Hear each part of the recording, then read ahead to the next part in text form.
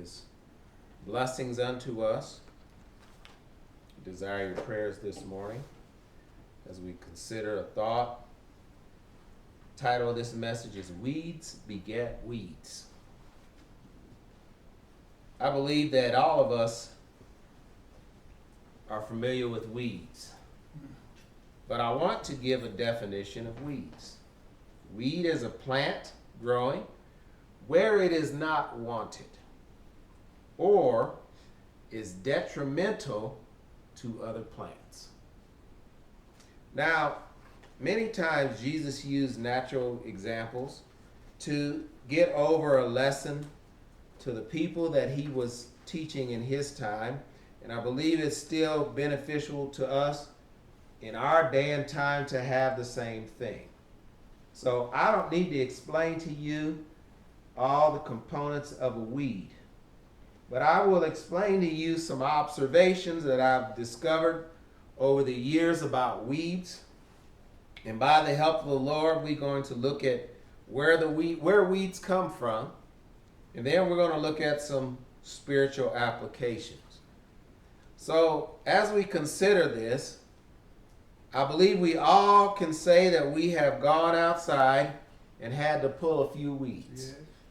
I believe we all can say that we have gone outside and we observed weeds growing in many various places, including places where you don't expect to see weeds growing. I believe we could say that we've been driving down the road and seen weeds coming up in the crack of the road and the sidewalk. Yes. And you wonder, sometimes somebody's got to take care of those. Weeds grow up faster than good plants. They do. We all can experience that. If you ever had a garden or you ever put some seeds in the ground, and it seems like when you begin to water them things, all of a sudden some weeds start popping up, and it's like, I didn't plant that. I planted this. And I don't see that yet growing, but I see all these weeds coming up around it. And as you consider the fact that weeds, they're annoying at times. They are. I want to grow a good plant that gives me some good fruit or some produce or whatever it might be. And here these weeds keep getting in the way, and they stealing all the nutrients that my plant needs. And so they're unwanted. Yes. There's some other things about weeds that I don't know if you know. But weeds propagate from seed. They propagate from clippings. They propagate from runners. So you have to be careful when you pulling weeds. There's certain weeds, if you pull them and you break off a little piece and that little piece drops back down, another weed's going to grow right there. Also, another thing we can observe is if you are out there weeding, if you just break the top off, that's not really weeding. The plant's going to continue to grow. What's going to happen is that weed's root is going to get bigger and stronger and get a bigger hold in the ground. So the next time it sprouts, you're going to have to reach down and you're going to have to get a hold of that root and you're going to have to pull it up out of there. Runners. Some of the weeds, they start to grow and then they flower, and all of a sudden they, besides the root, they send out a shoot along the ground, and wherever it touches the ground, it sends some more roots down. I had a tree that did that one time. Caught myself getting this tree. It's supposed to be a shade tree, but what I didn't realize is that shade tree was actually related to weeds. What? And when that tree came up and it began to grow, it was a few years, and I noticed that it got to about 2 inches thick. And I said, something's wrong with this tree. Because I saw runners running along the ground, and I see a plant come up 8 to 10 feet away from that tree, and I realized this thing is going to run all over the yard. Yep. And I had to come to the conclusion, this got to go. And so I cut the tree down, and then I began to dig around that root and that base of that tree. And as I pulled up on it, these runners start coming up that was about as thick as my finger. Yes. And they were leading all over the yard. One had made its way all the way over to where I had concrete. And I said, this is a problem. Yeah, it is. Do you know it took over a year to finally get that entire tree and its runners out of my yard? It was a weed. It's not what I was looking for. I wanted a shade tree. I didn't want a weed. I didn't want a tree that was going to send out shoots all over the place. And then I had all these trees coming up all over my yard. We are all familiar with the dandelion, which is a weed. There are some beneficial properties to a dandelion, but in essence, it is a weed. And when you go out there to weed a dandelion, you can't just break it off. You got to loosen the ground, and you got to get that whole root up out of there. That's right. You know what else a dandelion does? A dandelion forms these little beautiful yellow flowers, and everybody looks at them, oh, that's a pretty flower. And the bees come over, and they dig around in that flower trying to get some nectar or whatever. And you know what happens? That flower wilts up. And then there's this ball. They call it a ball. Looks like a puffy white thing. And you know what children like to do? Yeah. Children like to go pick them things and blow on them and watch them things fly everywhere. Then you got dandelions everywhere. Do you know a dandelion in that ball has 150 to 200 seeds? And what do you think happens when them childs just not knowing I'm gonna blow on this dandelion So cute. and watch them fly everywhere? Yes. And the next year, or not even sometimes the next year, depending on the time of the season, guess what? New dandelions come up. Do you know that a dandelion can have multiple flowers in a season? And what they say is a dandelion can produce up to 5,000 seeds out of one plant. So what do you think is going to happen if you find a dandelion in your freshly planted yard that you put in? Or the sod that you laid down? The grass looks all good, but you get one dandelion, how long you think it's going to be before the dandelion takes over the whole thing? It won't take long. And sometimes you see, they have the Kimlawn people come out. Because there's so many weeds here, we got to treat it with chemicals to try to kill all these things. It takes some serious effort. It does. When I had a yard and I had the grass, I would fertilize the grass, I would aerate the grass, I would cut the grass, keep it trimmed, it looked nice, and then I see a dandelion show up in there. You know what I was trying to do? Get over there with the little root digger and get that root up out of there. It took effort to keep the weeds out. Because if I would have left it alone, weeds beget weeds. And pretty soon I have a yard full of dandelions. And what do you think the little children would have done? They would have come over when the ball is there and pull that little sprout and blow on those little seeds and watch them fly all over. And then pretty soon my yard is filled with dandelions. I saw a park last year and it was filled with dandelions all over the whole park. They had taken over. And you know what they had to do? The city had come out and they went to town with the chemicals on that park, trying to get the dandelions out. Weeds beget weeds. You and I must consider this. Where do weeds come from? Let's turn to Genesis, the 3rd chapter. Weeds are created by God. Yes. And if I can say this, God blesses them weeds. They can really take over. But I want to read Genesis, the 3rd chapter. We're going to start reading at 17th verse through the 19th verse.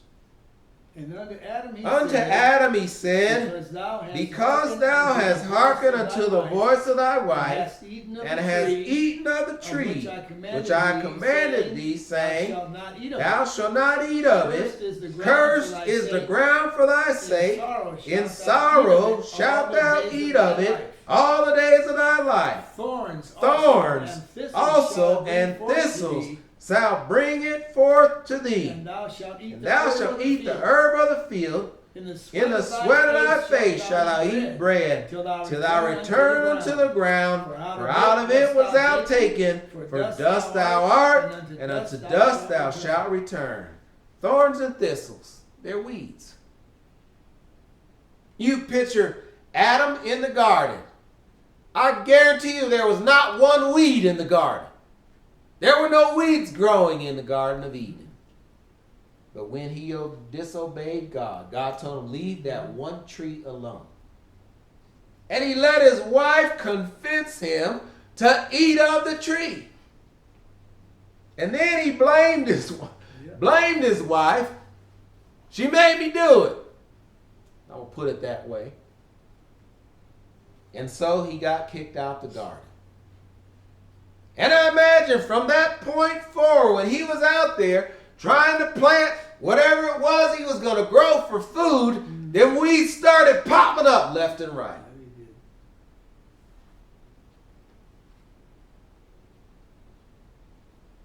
Have you ever been weeding and you reach down to grab, there's a few weeds that have these little spines close to the root. Mm-hmm.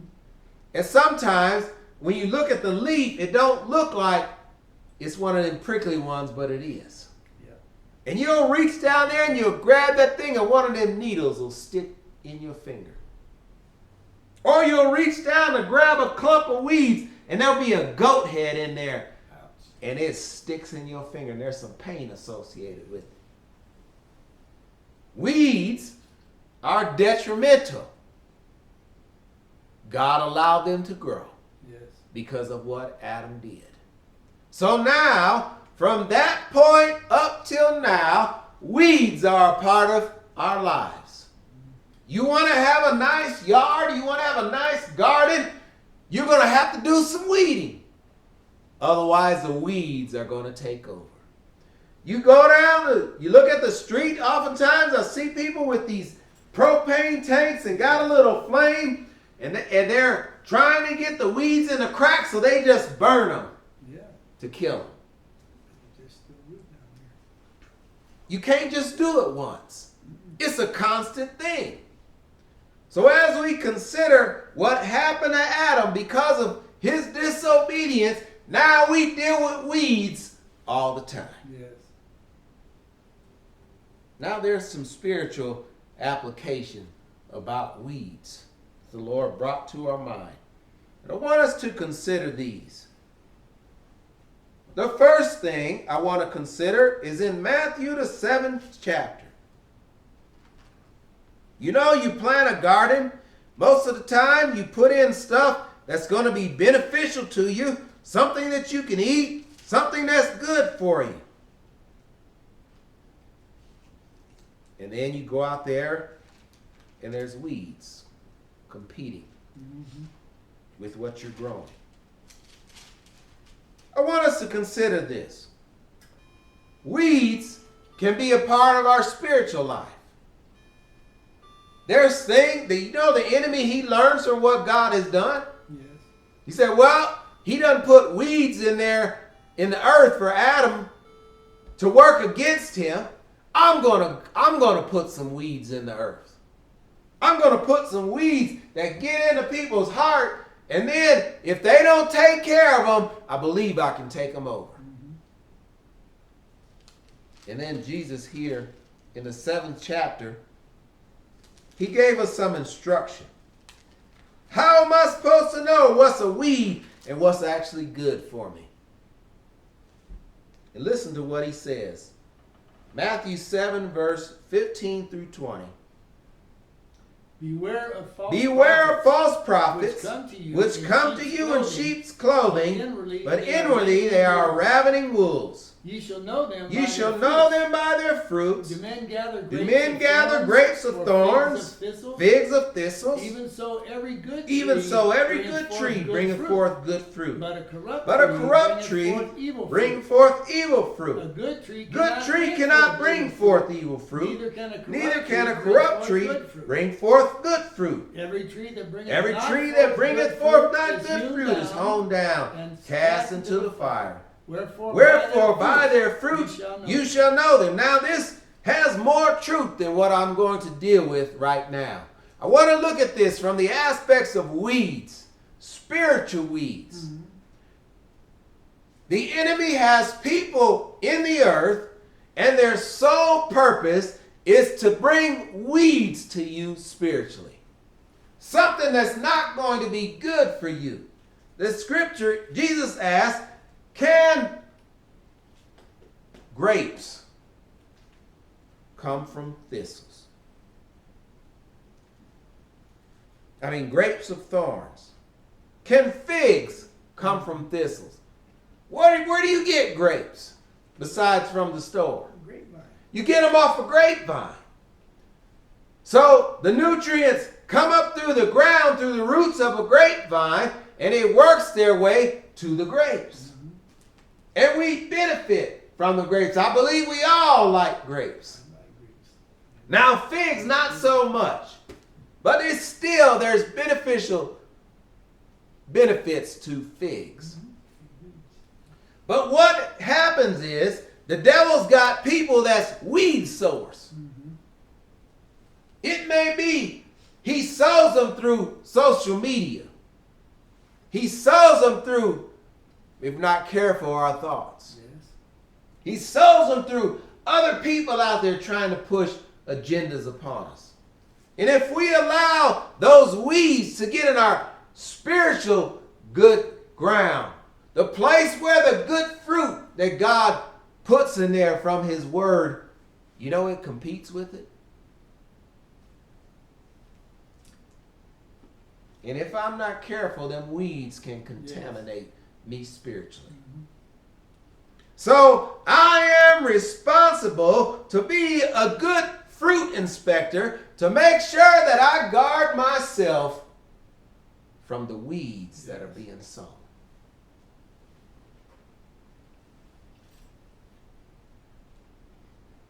One day God's going to clear the weeds out. Yes, he is. And it says it's going to be cast into the fire. But if you and I don't take care of the weeds, we're going to have so many in our heart, we're going to have a hard time making it in. So we got to be on guard. We got to be aware. There's people that bring principles and concepts to us that are not good. It's not good fruit. It's weeds. And the definition of a weed is detrimental to other plants. Yes. We want the plants that God has planted in our heart to bring forth good fruit. I got to keep my weeds kept. I got to ask the Lord, is there any weeds in my heart that's going to keep me from yielding good fruit? It says a good tree can't bring forth evil fruit. Yes. So where do I get? If I've got a good tree growing, so to speak, in my heart, where is the evil fruit coming from? It's coming from someone that has sown it in there. So you and I have to be on guard. And we need to know what's fruit and what's weeds. I go out there in the garden and I see my tomato plant. I know what a tomato plant looks like. And I know what a tomato plant produces. It produces tomatoes. So if I go out there and I see a weed growing right next to it that may even look like a tomato, but I don't see no tomatoes on there, it needs to come out. There's a weed that looks like a carrot plant. Comes up, almost looks identical to a carrot. But what happens happens is it sends out these really long little, I don't know what they call, little pieces come out. And after a while, that ain't no carrot. And if you let that thing grow, it's going to open up and it looks like these little seeds. And then you know it ain't no carrot. Because there's no carrot root forming. Do you know there's a weed that comes up that looks like spinach? Has the the primary leaves that come up.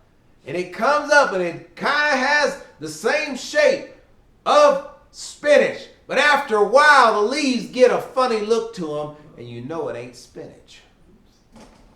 And it's got to come out. So that's what we must be aware of.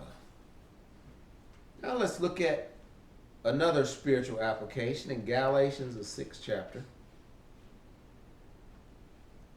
Galatians 6, verses 7 through 9. Be not deceived. Be not God is deceived. not mocked. God is not For mocked. whatsoever a man For soweth, whatsoever a man that soweth, shall he also that reap. shall he also reap. for he that soweth For to he his that flesh soweth to his shall of flesh the flesh reap shall of the corruption. flesh reap But corruption. he that soweth to the He Spirit that soweth to the shall of the Spirit Spirit shall reap of the life Spirit everlasting. reap life left everlasting. And let us not be Let weary us not be in weary well-doing, in well for doing, in due for in due season we shall reap faint not. if we faint not.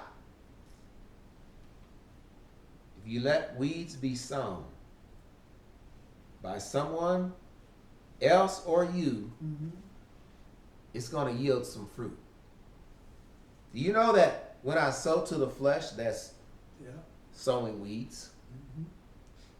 When I cater to it, it sows weeds. And what happens? Those weeds have seeds, clippings, and runners. And before you know it, if I can use it this way, I got a dandelion growing in here and I'm not doing nothing about it. It's going to turn into at least 150 to 200 dandelions. That's what the concept of sowing and reaping is. I've got to consider the fact that the enemy wants to put something in my heart that caters to the flesh and not to the spirit. Why I want to cater to the spirit? Because the spirit is going to give me what I need to have a successful spiritual life. And I've got to recognize when something that I'm doing is fleshly. Something that is going to be detrimental to my spiritual plant. We are, if I can say this, we are spiritual plants. And if we don't pay attention to what the enemy is trying to do, we're going to have some problems on hand. You ever see people that struggle spiritually? Chances are they've been sowing some spiritual weeds. God knows what we sow each and every day. He's looking at us. He sees what we do. Sometimes he'll just tell us, that ain't good for you. You need to cut that loose. Because sometimes we don't recognize how harmful something can be. It says, he that soweth to his flesh shall of the flesh reap corruption. He that soweth to the Spirit of the Spirit reap life everlasting. So we must consider this. Weeds beget weeds. Yes. Plants beget plants.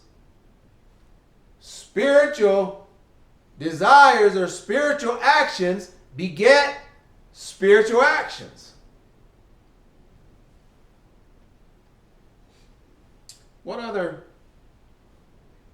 thing we must consider as weeds beget weeds, another spiritual application. Matthew, the 13th chapter. Matthew 13, 24 through 30. Consider this. Not all the weeds come from us. If we're watchful and prayerful and careful, we don't have to sow any weeds. We can just sow good, beneficial plants, if you will, that do us good, spiritual plants that do us good. But this is one thing that we have to be aware of. Matthew 13, verses 24 through 30. Go ahead and read. Another parable He put forth them, saying, the Kingdom of heaven is likened unto a man which sowed good seed in his field. But while men slept, his enemy came and sowed tares among the wheat. And went his way. Went his way. What are tares? Tares are weeds. It's to fight against and challenge the wheat that he has grown. Yep. All right, read on. But when the blade was sprung up, brought forth fruit, then appeared the tares also. So the servants of the household came and said unto him, Sir, didst thou not sow good seed in thy field?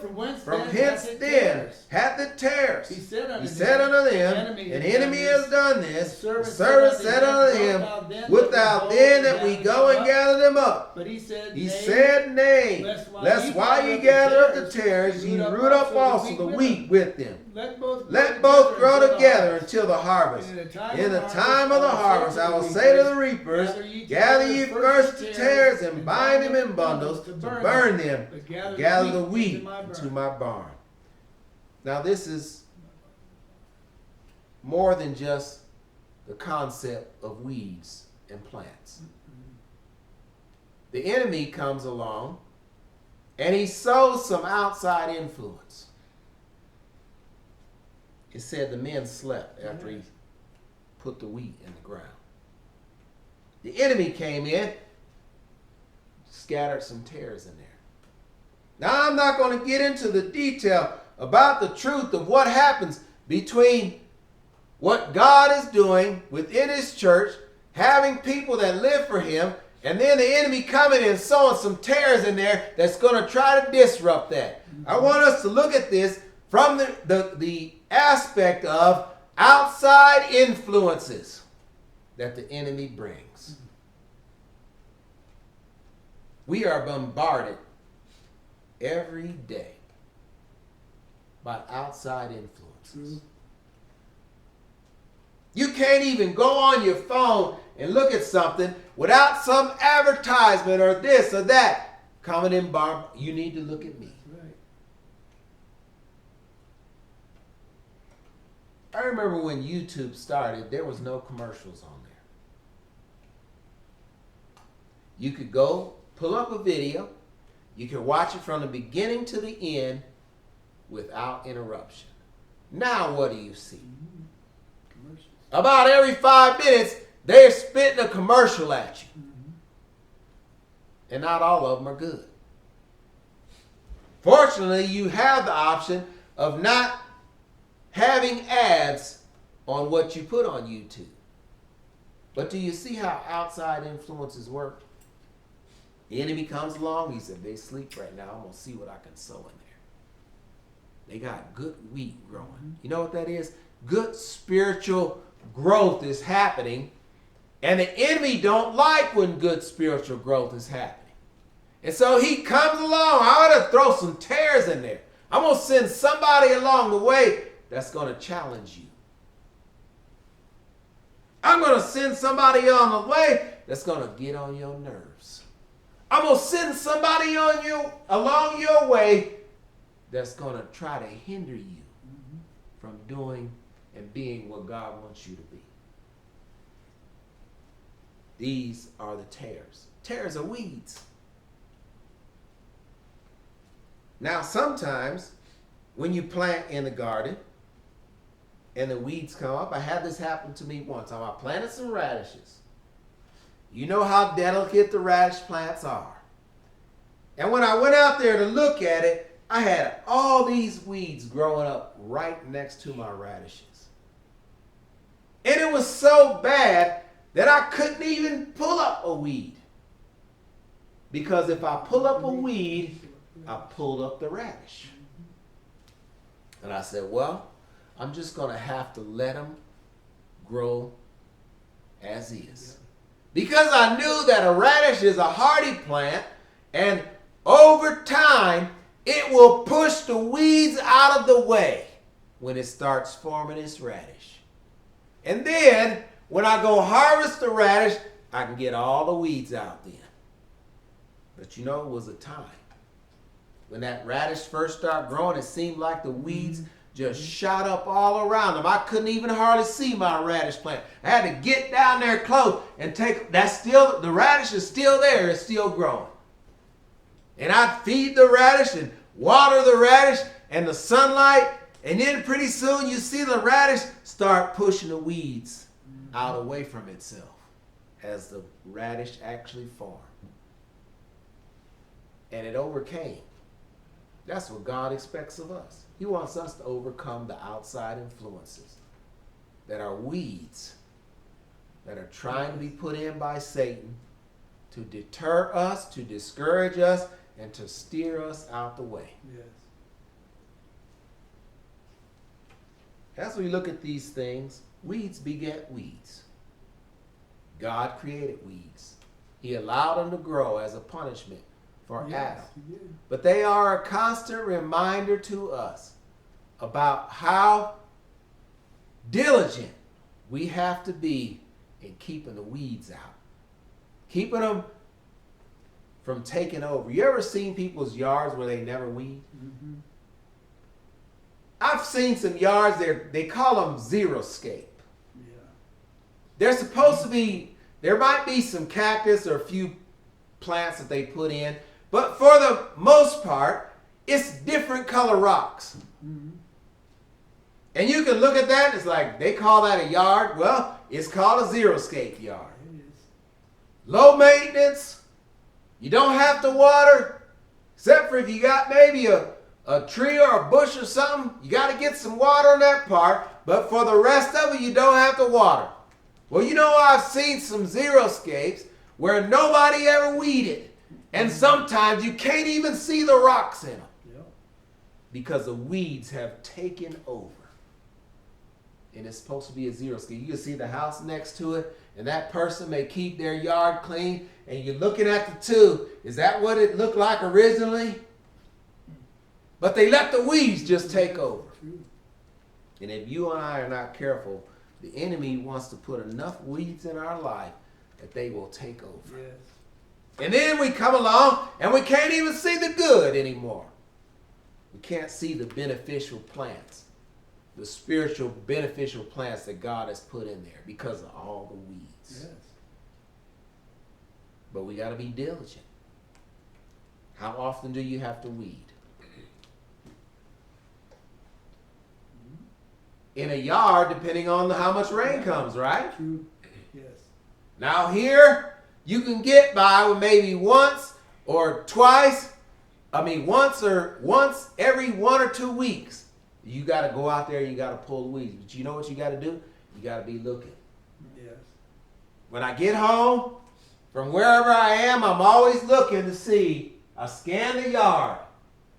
Because we have xeriscape with little desert bushes. Mm-hmm.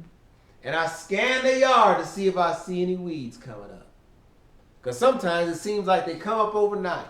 Yeah, they do. They got this one weed that it shoots up a little. It only grows about a 1/2 inch tall. And what it'll do is it spreads all these arms out. Yes. And you look at it, it's like, where did that come from? And you go out there and you got to make sure that you reach down past where the arms are, get the root. It comes out easy. You can get the root and you can pull the whole thing out. And all of a sudden, it's clear. The weed is gone.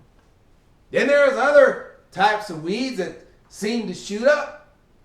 And it's like, that ain't even a plant. And you go out there and you get a hold to it and you try to pull it. And you know what it does? It breaks off.